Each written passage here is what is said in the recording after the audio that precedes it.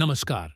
आज हम बात करेंगे अरावली पर्वतमाला से जुड़े सुप्रीम कोर्ट के उस फैसले की जिस पर इन दिनों देश भर में चर्चा हो रही है। अरावली दुनिया की सबसे पुरानी पर्वत श्रृंखलाओं में से एक है जो दिल्ली, हरियाणा, राजस्थान और गुजरात तक फैली हुई है। सुप्रीम कोर्ट ने अरावली में खनन और संरक्षण को लेकर कुछ अहम नियम तय किए हैं। आज हम इन्हें आसान भाषा में समझेंगे। अरावली क्यों महत्वपूर्ण है? अरावली सिर्फ पहाड़ों की एक श्रृंखला नहीं है। सरकारी दस्तावेजों के अनुसार यह थार रेगिस्तान को उत्तर भारत की ओर बढ़ने से रोकने में मदद करती है। इसे एक ग्रीन बैरियर माना जाता है। यह इलाका भूजल रिचार्ज, जैव विविधता और जलवायु संतुलन के लिए भी बहुत जरूरी है।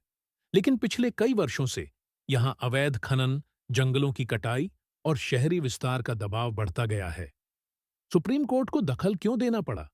सुप्रीम कोर्ट के सामने सबसे बड़ी समस्या यह थी कि अलग-अलग राज्यों में अरावली को परिभाषित करने के नियम अलग थे। कहीं किसी इलाके को अरावली माना जाता था, तो कहीं उसी जैसे इलाके को अरावली नहीं माना जाता था। इस भ्रम की वजह से खनन को लेकर विवाद बढ़े और नियम लागू करना मुश्किल हो गया।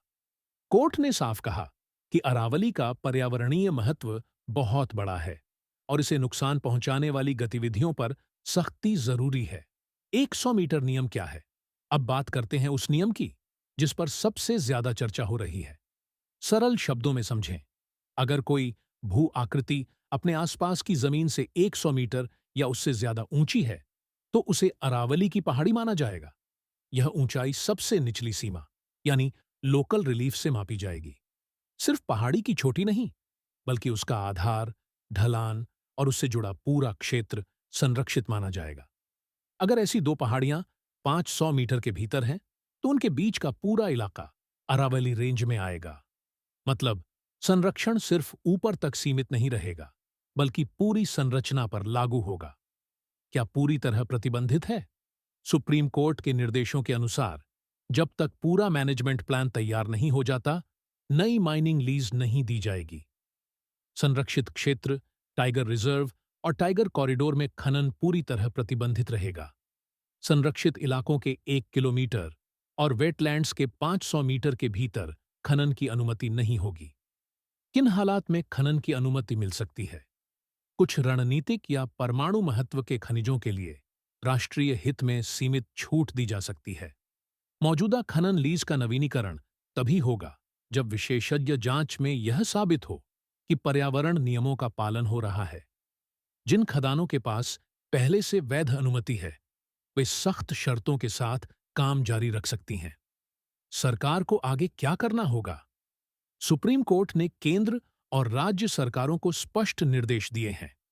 पूरे अरावली क्षेत्र के लिए सस्टेनेबल माइनिंग मैनेजमेंट प्लान बनाया जाएगा। सभी पहाड़ियों और रेंज की जियोटैगिंग और मैपिंग होगी।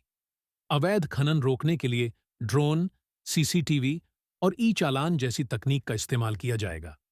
हर जिले में अलग अलग विभागों की एक टास्क फोर्स बनाई जाएगी। निष्कर्ष, कुल मिलाकर सुप्रीम कोर्ट का यह फैसला अरावली को लेकर नियमों को साफ और एक समान बनाने की कोशिश है। अब असली चुनौती इन नियमों को जमीन पर सही तरीके से लागू करने की होगी। धन्यवाद।